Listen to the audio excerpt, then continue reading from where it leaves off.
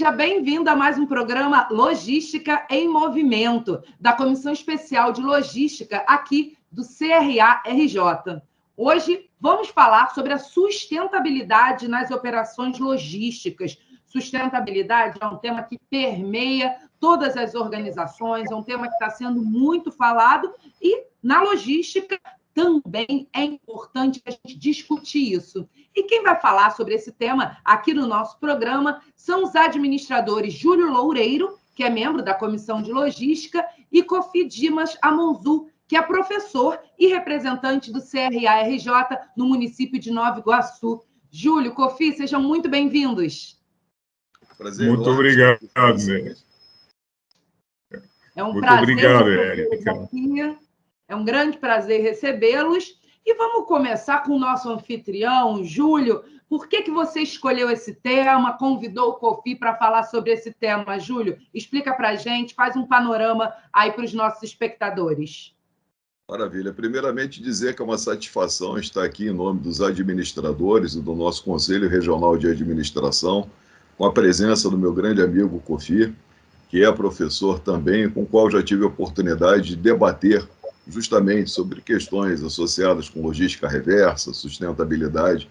E esse é um tema que geralmente pauta não só as decisões de consumo cada vez maiores dos nossos clientes e consumidores, pensando na perspectiva de uma cadeia de suprimentos, mas também a sociedade em geral está cada vez mais atenta a esses requisitos associados à questão de boas práticas, boas metodologias que podem e devem ser entregues. Então, a ideia de fazer esse nosso bate-papo hoje foi exatamente falar sobre isso, para que você, administrador, você, gestor, que está aí nos acompanhando, assistindo a esta gravação, possa ter ideias, possa ter insights que, uma vez colocados para funcionar no âmbito das suas empresas, das suas organizações, já contribuirão de alguma forma para a melhoria da sustentabilidade naquilo que você faz, naquilo que você desempenha.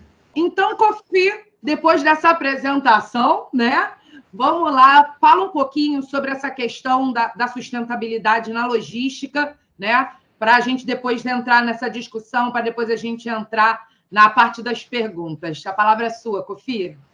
Muito obrigado, Érica. Para dizer aos nossos internautas que é um imenso prazer estar aqui, né, debatendo desse tema com meu amigo, o Júlio, que tem uma experiência vasta também nessa área, e espero que a gente possa aqui contribuir esclarecendo um pouco mais sobre determinados aspectos da cadeia de logística, principalmente a cadeia de suprimentos, e falar de sustentabilidade hoje é um tema vasto, é um tema que realmente envolve vários aspectos da cadeia de logística, e se a gente considerar que a cadeia de logística vai desde o suprimento, a produção e a distribuição, a gente já vê, observamos que há uma grande preocupação quanto à sustentabilidade das atividades que são desenvolvidas nessas cadeias, né? Pegando no insumo nesse aspecto, né?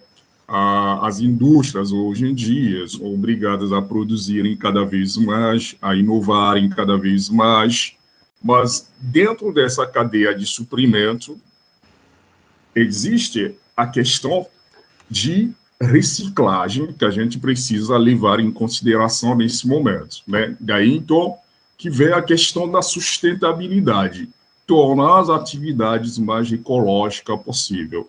A responsabilidade ecológica. Isso quer dizer o quê? Ter uma certa responsabilidade em saber se aquilo que nós estamos desenvolvendo de atividade econômica, de suprimento e de produção, isso dentro da indústria, isso está gerando algum dano ao meio ambiente ou não. Isso a gente precisa saber.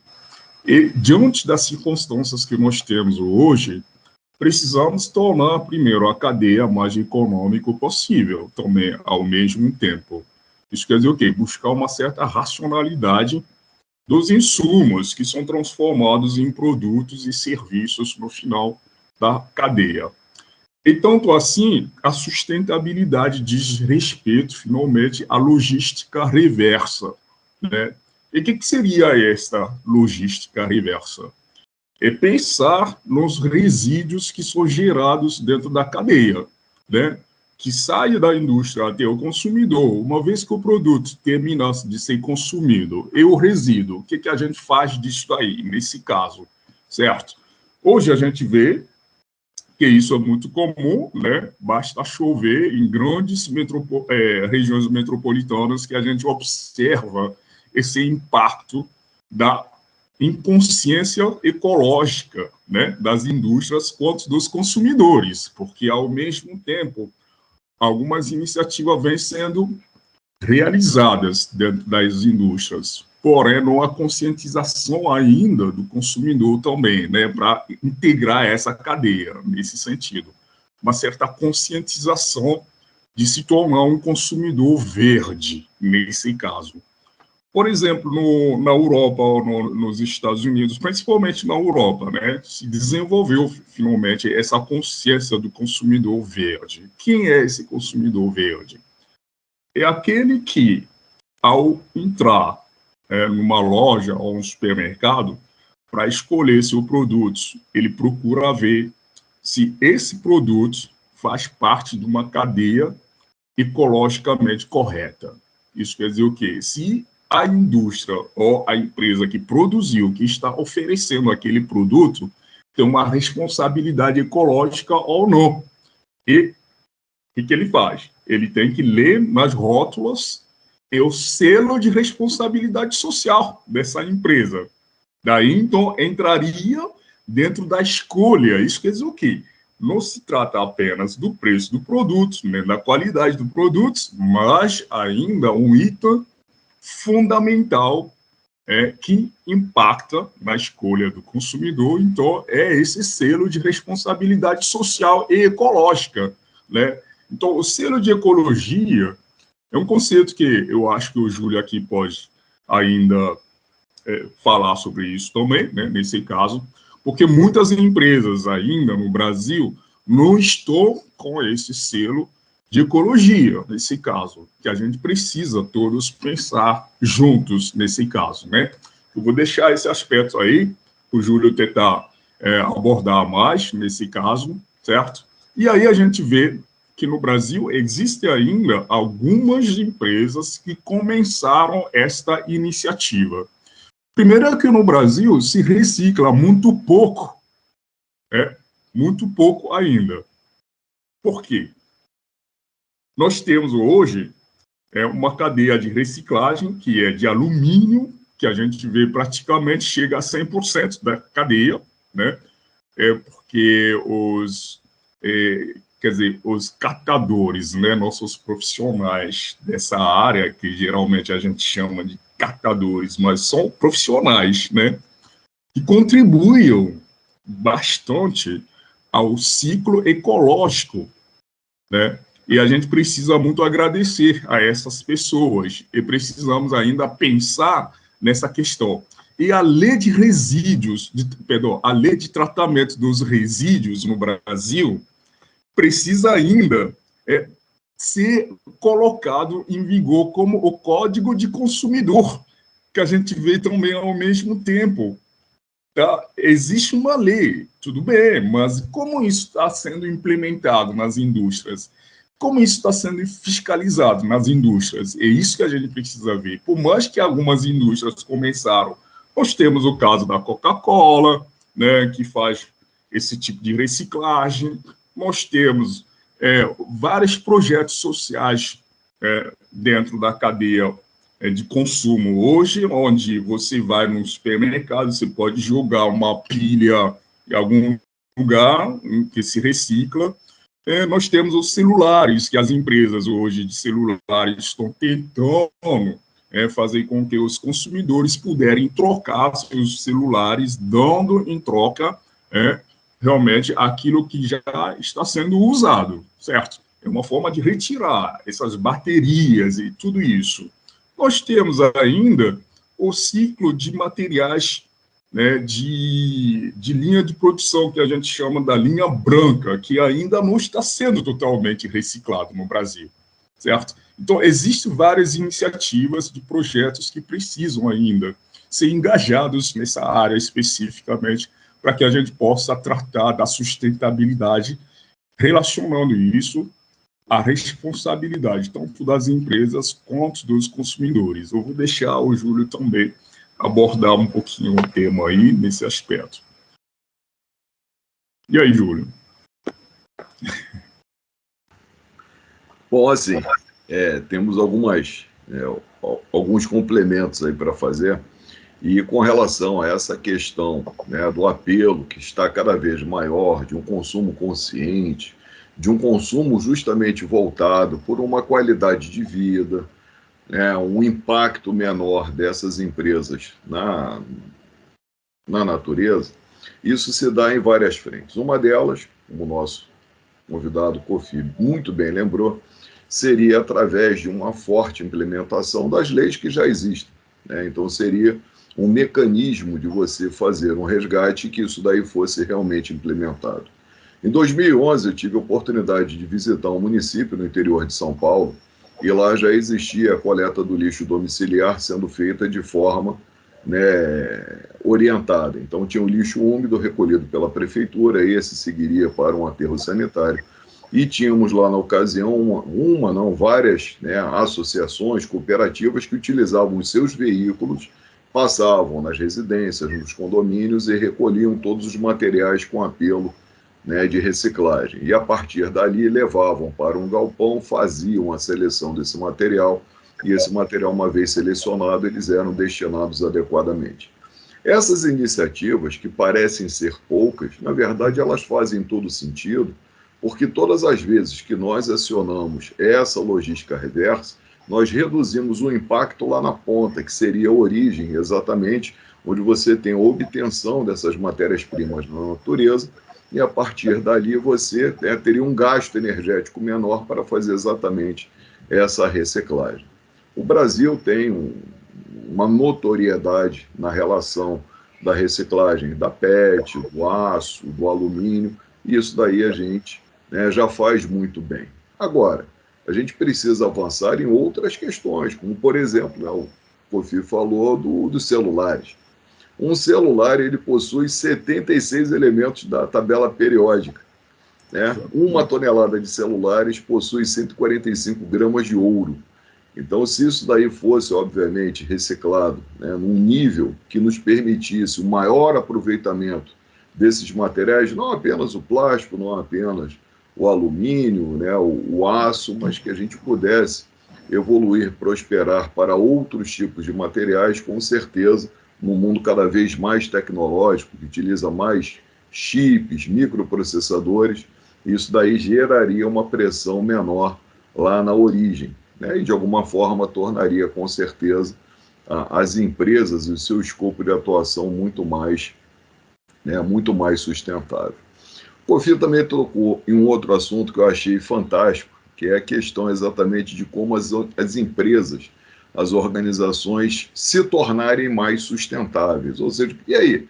Poxa, bacana, eu entendo, né? Hoje tem um movimento global que caminha nesse sentido, já temos várias iniciativas ocorrendo no nosso país, sejam elas promovidas pelos entes públicos ou de alguma forma patrocinadas por iniciativas de empresas que já fazem isso nos seus países de origem e que acabam usando aqui as filiais para desdobrarem as mesmas ações. Mas eu sou um pequeno empresário, sou um médio empresário e eu gostaria de alguma forma de aderir a esse movimento.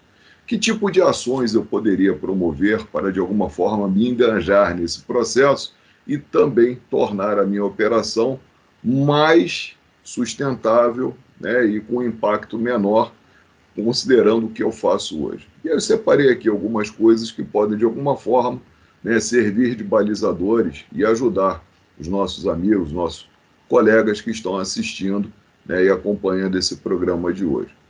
Vamos pensar primeiro na questão da infraestrutura, nas edificações. Temos diversas possibilidades, desde o momento que você vai construir do zero um galpão ou até mesmo aproveitar uma instalação já existente. Existe a possibilidade de você substituir algumas telhas colocando telhas translúcidas. Com isso, durante o dia, durante grande parte da operação, você não precisaria ter o acionamento de lâmpadas para fazer a iluminação do seu galpão. Você utilizaria a luz natural. E por falar em luz natural, muitos desses galpões sofrem de um problema que acaba sendo crônico, que é justamente o calor.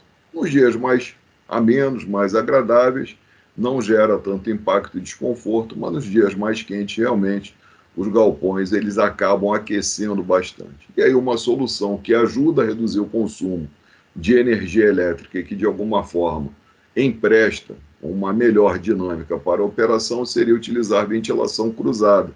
Então, no próprio aspecto construtivo do galpão, você criar mecanismos que permitam a utilização, o aproveitamento dos ventos, das brisas que sopram naturalmente na região, fazendo com isso que você reduza a temperatura dentro daquelas instalações.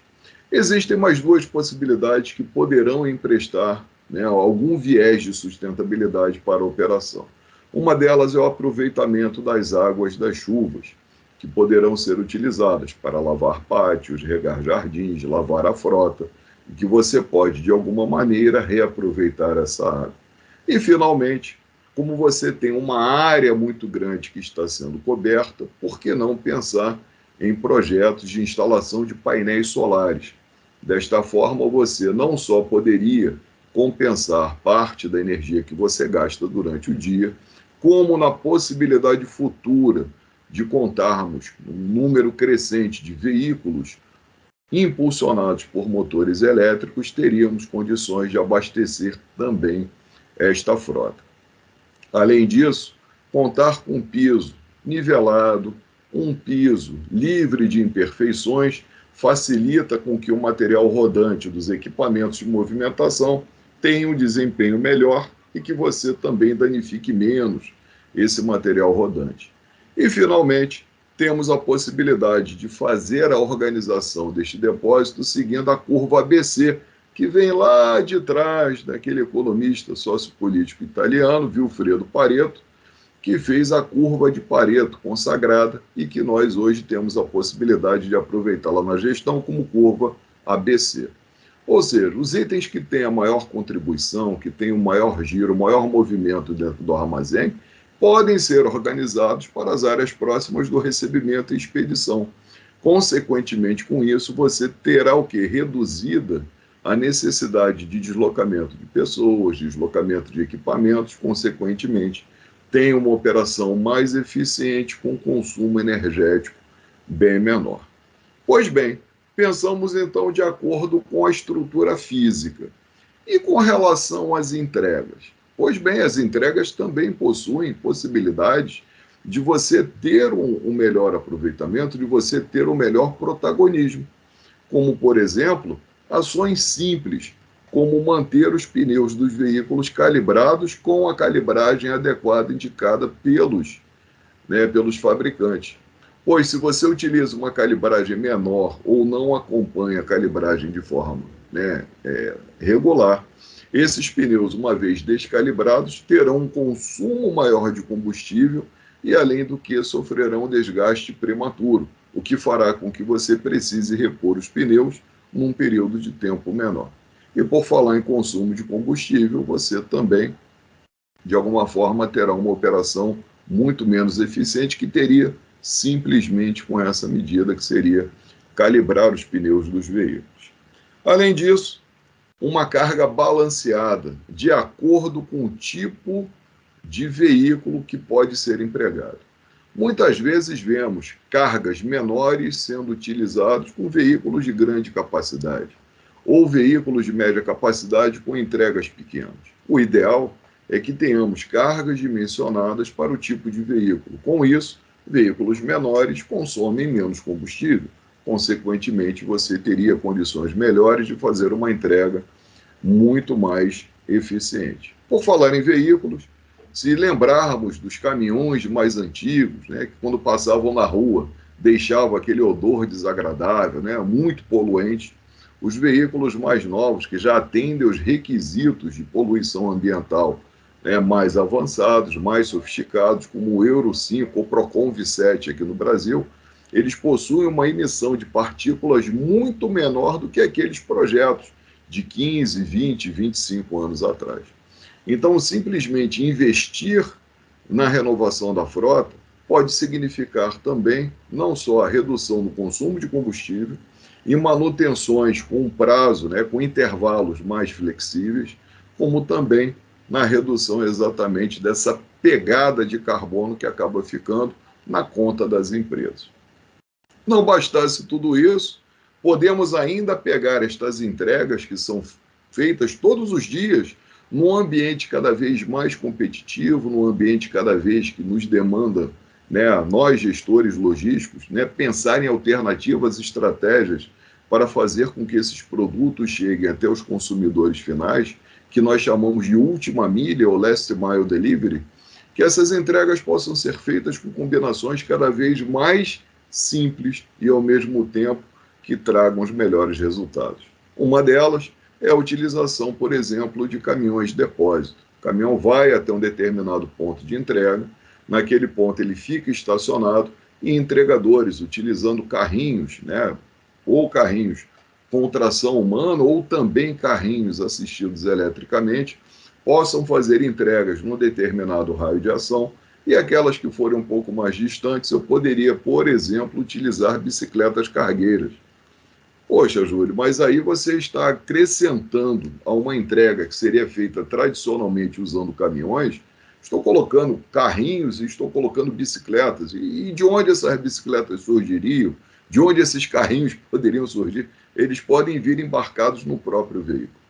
Eles poderiam ser ali espécies de acessórios parasitas desse caminhão, e no momento que ele estaciona, né, os próprios entregadores não precisam ir até o depósito para assumir o serviço, bater o seu ponto, eles podem bater o ponto no próprio veículo. E a partir dali você teria um caminhão, um motorista e não mais 2 ou 3 ajudantes, né, que seria uma tripulação típica de um caminhão de entregas urbanas. Mas sim, você teria um caminhão, né, saindo do depósito, seguindo até aquele bolsão de entregas, e ali sim, 6, 7, até 8 entregadores, pegando cada qual o seu carrinho, fazendo a sua entrega, cada qual utilizando a sua bicicleta cargueira que estaria ali embarcada para fazer esse tipo de entrega. Uma outra alternativa que me parece muito viável, que já vem sendo muito estudada, é a utilização de depósitos compartilhados. O que seria isso? Hoje vamos imaginar a situação de uma padaria. Então, a padaria diariamente recebe diversas entregas de fornecedores dos mais variados produtos, desde alimentícios, né, material resfriado, frigorificado, né, granéis, você tem ali até mesmo cigarros, então coisas que são tradicionalmente entregues em uma padaria. Agora imaginem, né, dentro desse contexto, que tudo isso pudesse ser entregue pelos fabricantes em um único depósito, e a partir desse depósito, caminhões com mercadorias compartilhadas de diversos fornecedores, ainda que concorrentes entre si, fossem até esse local fazer a entrega. Então, ao invés de ter 5, 6, até 10 entregas diferentes ocorrendo no mesmo dia, eu teria apenas uma, e essa entrega seria feita por um caminhão multimarcas. Com isso, teríamos 4, 5, 6, 9 caminhões a menos rodando, fazendo exatamente esse tipo de entrega. Com isso, a eficiência energética seria muito maior, reduziríamos o consumo de combustível, o consumo de material rodante, material lubrificante, e o mais importante, futuramente, um dos indicadores de desempenho sustentáveis que as organizações precisarão perseguir é exatamente o quanto ela contribui para os congestionamentos urbanos. Mas que é isso? Como assim, Júlio? Como que a empresa pode não contribuir para o congestionamento urbano? Porque, na verdade, os caminhões de entrega utilizam as mesmas vias dos veículos de passeio, das motocicletas, dos ônibus, dos demais modos de transporte rodoviário. Então, se eu criar mecanismos e alternativas também para evitar esse tipo de congestionamento, o trânsito terá uma maior fluidez, consequentemente, reduziremos o impacto ambiental da poluição atmosférica, poluição sonora, e com isso melhoraremos a qualidade de vida nas cidades. Então era isso, com essas dicas aí eu espero, né, que a gente, de alguma forma, enquanto Conselho Regional de Administração, enquanto Comissão Especial de Logística, consigamos emprestar à sociedade uma contribuição que ajude os atuais e futuros gestores a perceberem que, com pequenas atitudes, pequenas ações, podemos sim tornar as operações mais sustentáveis, tornar as operações ecologicamente mais próximas daquilo que a gente imagina que seja o ideal. Perfeito, Júlio, Kofi. É muito interessante, assim, porque a gente acaba tendo uma ideia de que para a organização ser sustentável, precisa ser uma grande organização, né? Sustentabilidade é uma coisa que somente os grandes podem ter. Mas não, vocês mostraram aqui que pequenas ações se transformam em ações sustentáveis, né? Não só para as organizações, como para a vida da população. É preciso mudar essa ideia no gestor de que sustentabilidade é só para empresas grandes? Com certeza, né? Porque pequenas atitudes proporcionam grandes mudanças. Se a gente começar fazendo pouco, daqui a pouco a gente está fazendo muito. O importante é dar esse impulso, né? O importante é iniciar essa forma de observar as coisas. Porque, veja, se eu estou instalando painéis solares, talvez eu não consiga a eficiência energética total do meu armazém, mas de alguma forma eu já melhorei alguma coisa.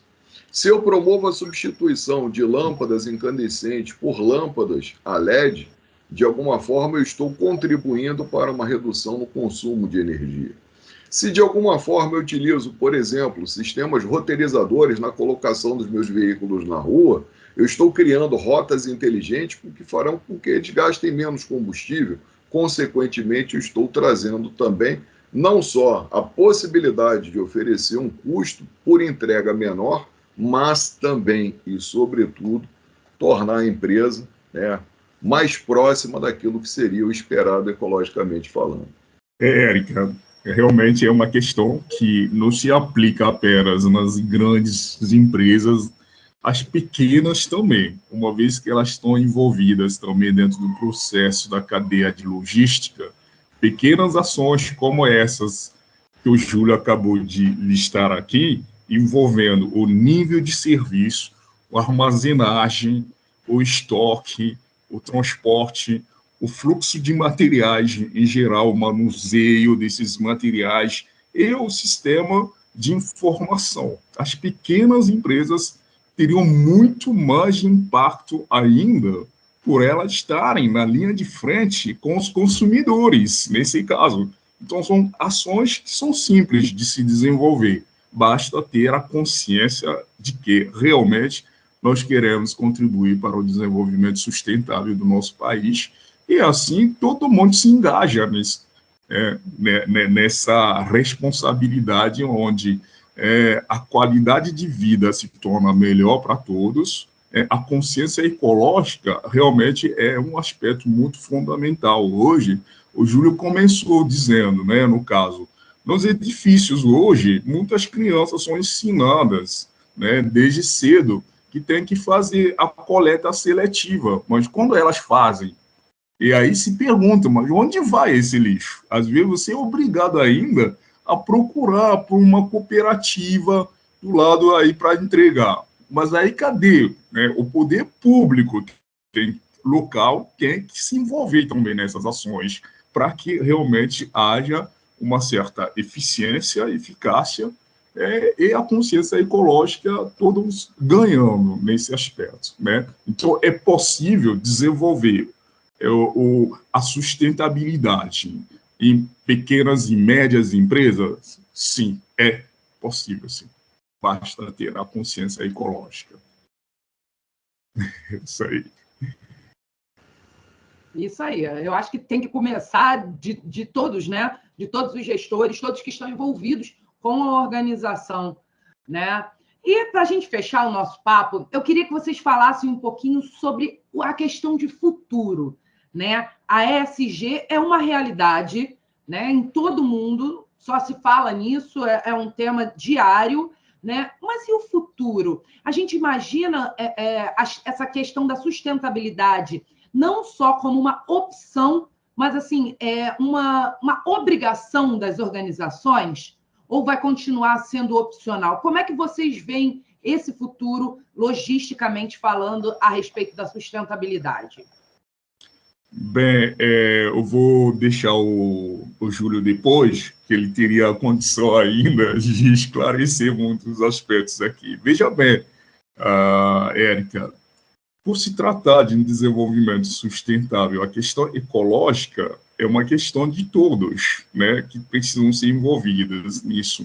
Não basta apenas uma empresa fazendo, enquanto os consumidores não estejam envolvidos também nesse aspecto. Então, é uma ação colaborativa e coletiva para que a gente possa ter um desempenho nas ações que vêm sendo tomadas por cada tipo de profissional ou ainda de consumidor. Principalmente a consciência ecológica tem que ser um debate público para todos.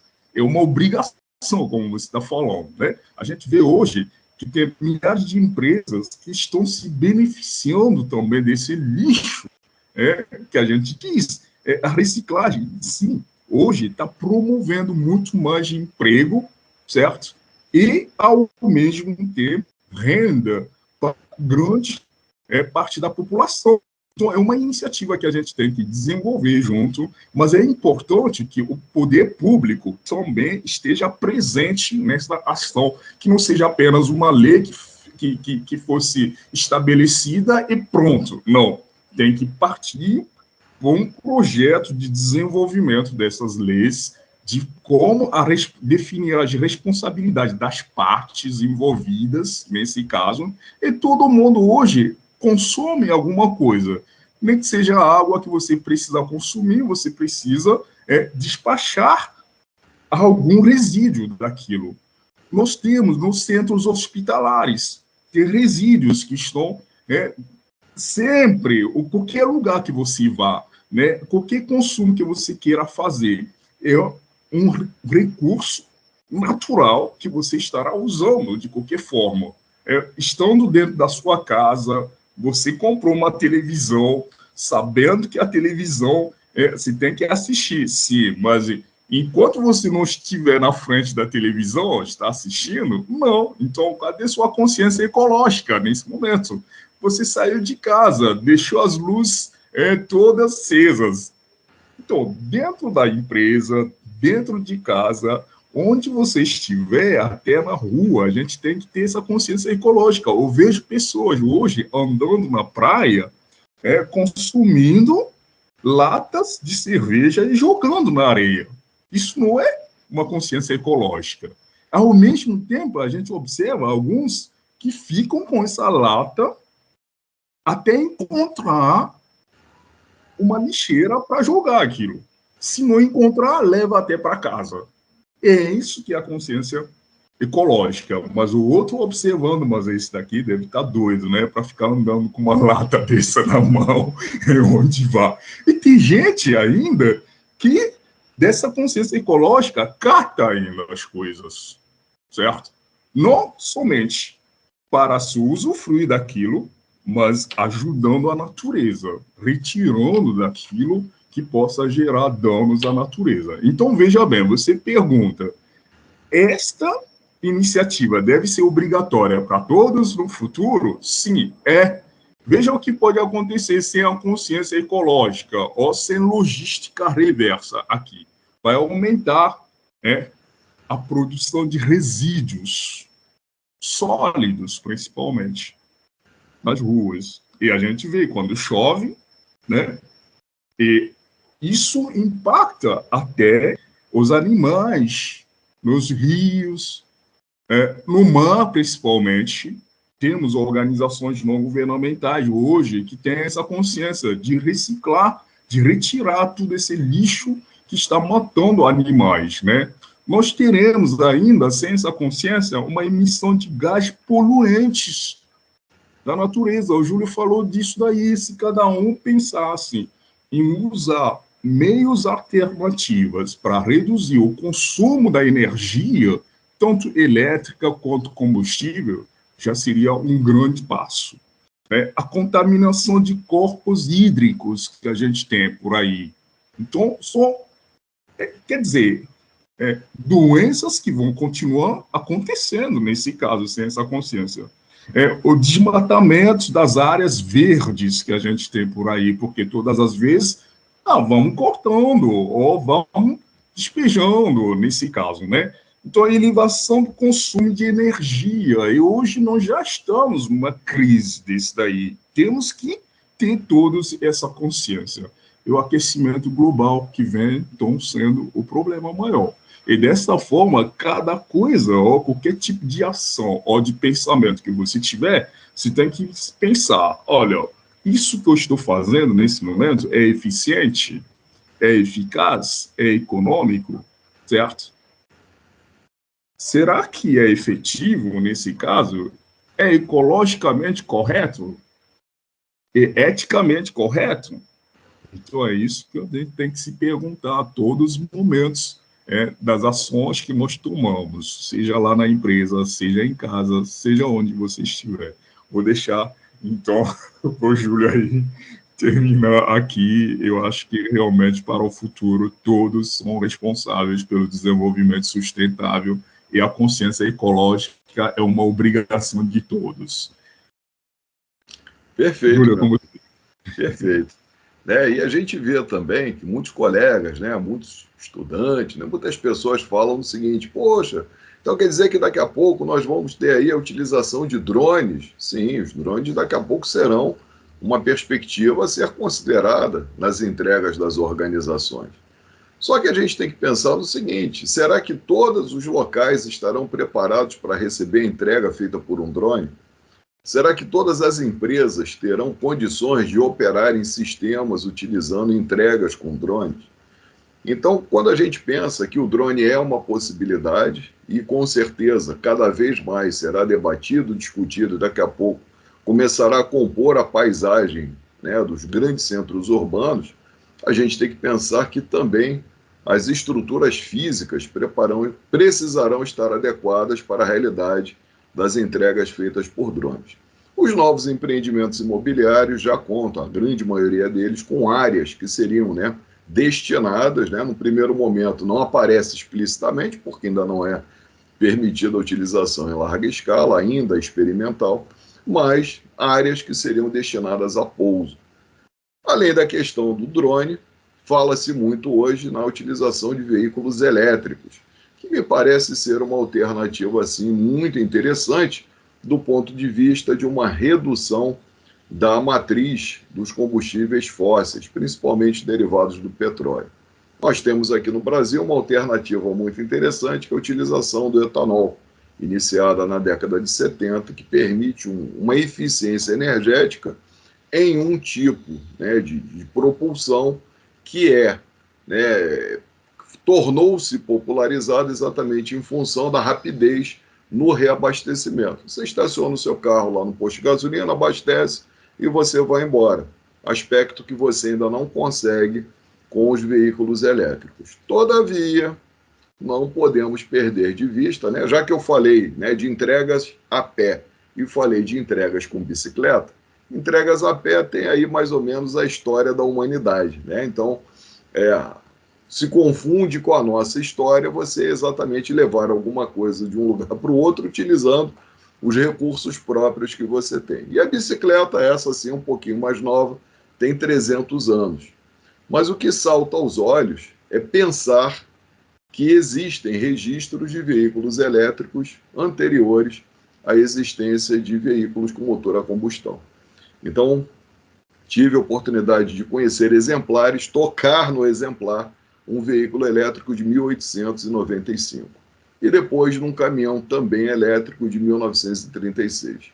E fico me perguntando, imaginando o seguinte: se tivesse a indústria dado a mesma atenção para os veículos elétricos que ela dispensou, que ela deu para os veículos a combustão, com certeza teríamos hoje sistemas, mecanismos muito mais eficientes, com uma capacidade de recarga muito mais rápida, postos de abastecimento de veículos elétricos espalhados por todas as cidades, na mesma proporção que temos hoje, por exemplo, dos veículos a combustão.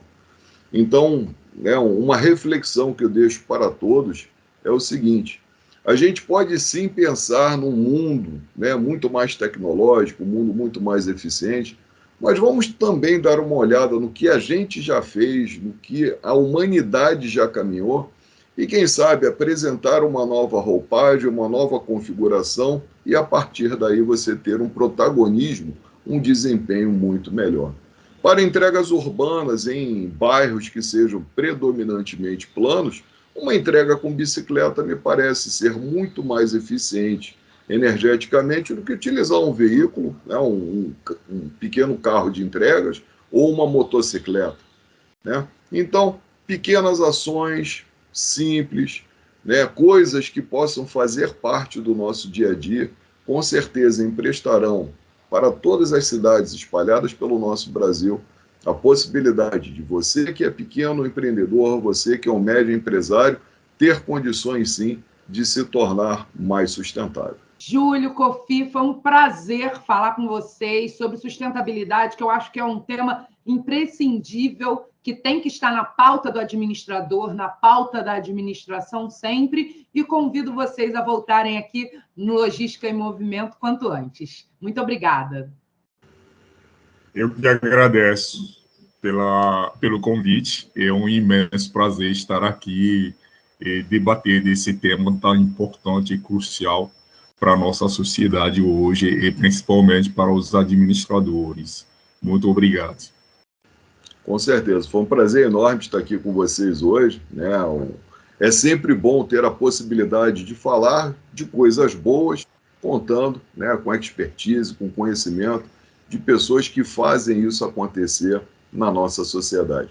Obrigado, Kofi, obrigado, Érica, obrigado aí pelo apoio. Com certeza, vamos construir um mundo melhor. É isso aí. Bom, e vocês que acompanharam a gente até aqui, já sabem. Quer saber tudo o que acontece no mundo da logística? Só acompanhar aqui o Logística em Movimento. Eu te espero no próximo programa. Tchau, tchau.